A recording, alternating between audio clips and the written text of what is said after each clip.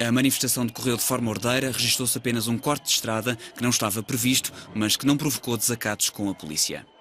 Tem alguma ideia para combater a crise? Para combater a crise é ajudar, uma democracia mais leve para nós sairmos desta grande crise. Não precisamos cá do FMI, do Fundo Monetário. Obrigado. Ernesto da Silva Brício.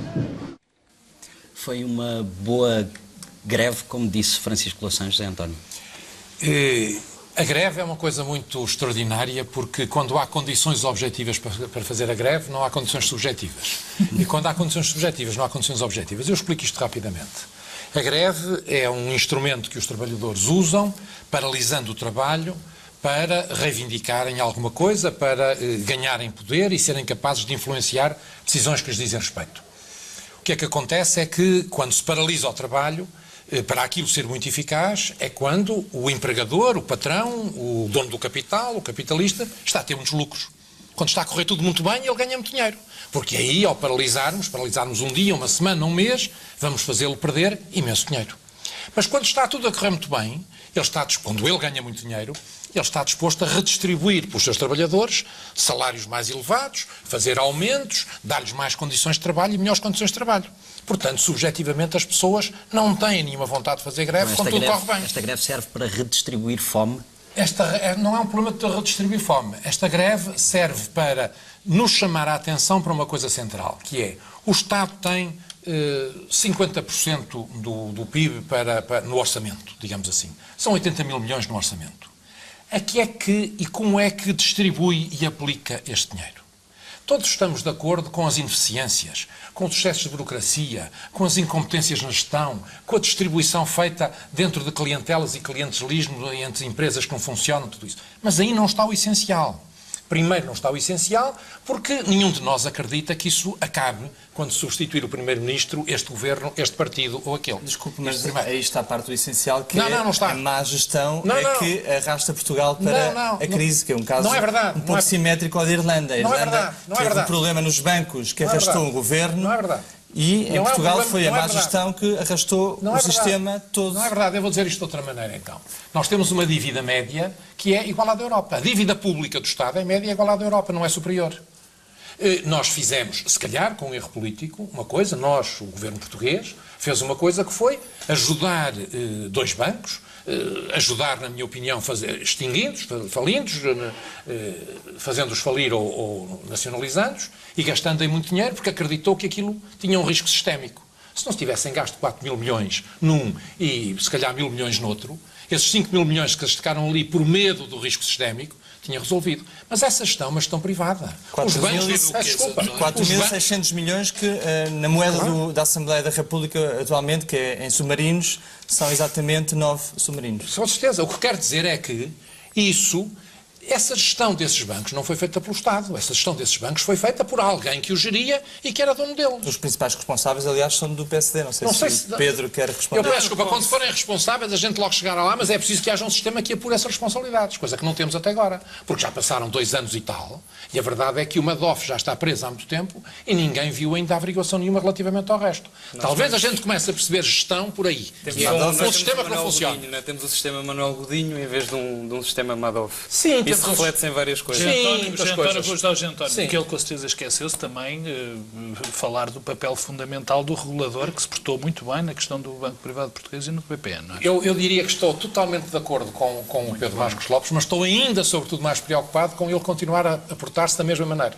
Isso é o que mais me aflige. É que, nesta presente conjuntura, seja possível que aconteçam algumas coisas em termos de cumprimento ou incumprimento das regras de contabilidade. Porque muita gente diz que ninguém sabia, vinha aí uma crise e ninguém foi capaz de prever essa crise.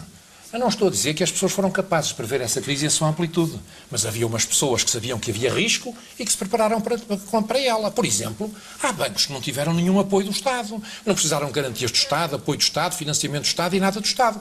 Porquê é que a gente não distingue uns bancos dos outros? Porquê é que a comunicação social não faz essa extraordinária distinção? Quer dizer, aqueles que, não antevendo a crise, não prevendo a crise, no entanto se geriram com um cuidado, uma certeza que não pôs em causa o capital. Porque é isso que se destruiu essencialmente nos últimos 2 anos, 3 anos, 4 anos, desde 2007. Foi exatamente o capital. Foi nós destruirmos um fator de produção essencial. E essa destruição levou a que se destruísse mais de 50% do capital. Quem destruiu isso, eu diria, não fomos nós, não foram os trabalhadores. Claro que foram quem geriu e quem geriu isto nestes termos, mas sobretudo o setor privado. Posso fazer no setor privado que nós estamos especialmente endividados, não é no público. Posso contrariar, não. Contrariar em parte e acrescentar noutra parte. José António Pinto Ribeiro disse aqui que se não fossem, e peço desculpa se eu exagerar na interpretação das palavras... Exagerar, não tem mal, Marcos Lopes. Exagerar para ter razão é preciso exagerar muito a realidade. Pronto, não preciso. Vá lá.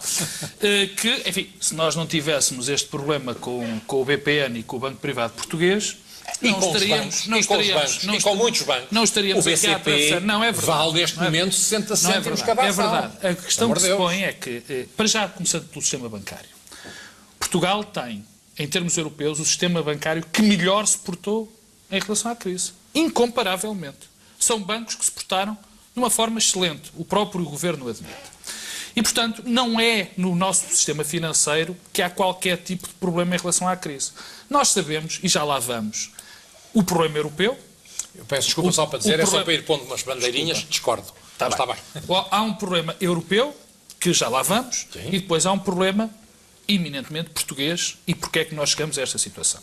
De facto, o José António Pinto Ribeiro tem razão. Déficit público em Portugal não é superior, por exemplo, ao da Grécia, a de vários outros países. Não é superior à média. É inferior. Não é superior à média europeia. Até à média. De um minuto mas cada nós, resposta, mas nós, mas nós difícil. temos 2 problemas. Não é superior à média europeia. Violentíssimos. E esses sim é que são o grande problema que depois da nossa crise e que depois cresce por causa dos sistemas europeus, que se chama... Bom, eu vou primeiro pôr os grandes itens e depois subdivido-os. Primeiro, crescimento económico.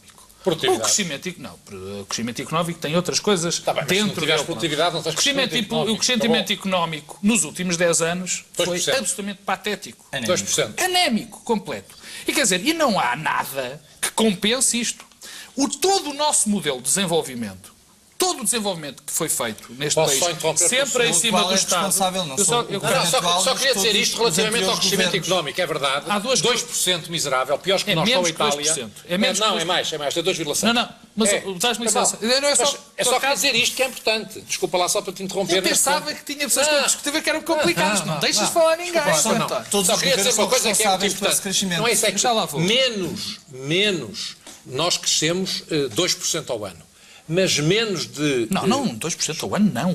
2% nos últimos 10 anos. Pois. Mas menos de 10% nos últimos 10 anos cresceu a generalidade da economia dos países desenvolvidos da Europa. Mas o problema é de onde se vai. Está na calma. O problema é de onde se vai. Deixem-me só dar aqui alguns dados em relação Olha que eu vou-te ajudar. a protestos. Deixa-me só dar... Em França, só nos últimos 2 meses, houve 8 protestos massivos. Fantásticos. Por causa que levaram o Presidente Sarkozy a remodelar o governo, a maquilhar, enfim, com vistas às próximas eleições.